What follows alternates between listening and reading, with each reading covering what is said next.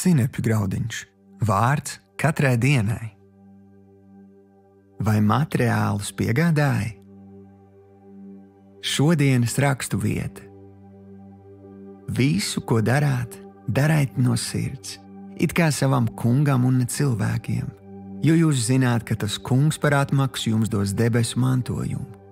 Jūs jau kalpojat savam kungam Kristum. Kas nepareizi darījis, dabūs pelnīto atmaksu. Tur neuzlūko cilvēka vaigu. Kolosiešiem 3. nodaļa, 23. līdz 25. pants.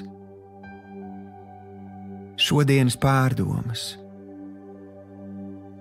Evaņģēlists Stīvs Hils mēdz stāstīt anekdoti par vīru, kurš nonāk debesīs un viņam tiek ierādīta jauna mājvieta. Sākumā viņu ved gar lielām skaistām savrupmājām, bet tās nesot priekš viņa. Tādi seko arvien vienkāršāki mājokļi, līdz vīrs nonāk pie asketisks nojums uz 4 mietiem. Apjutis viņš jautā, vai tad Jēzus nevarēja ko labāk uzcelt? Atbilde skanēja, bet vai tu materiālus piegādāji?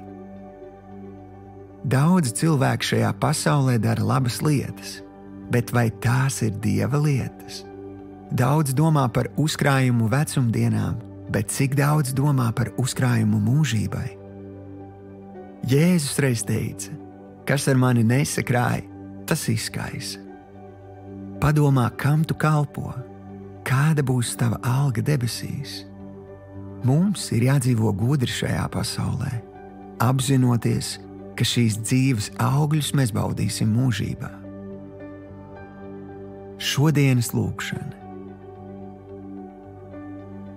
Tēvs, es no šodienas apņemos visu darīt no sirds, kā priekš tevis un ne cilvēkiem.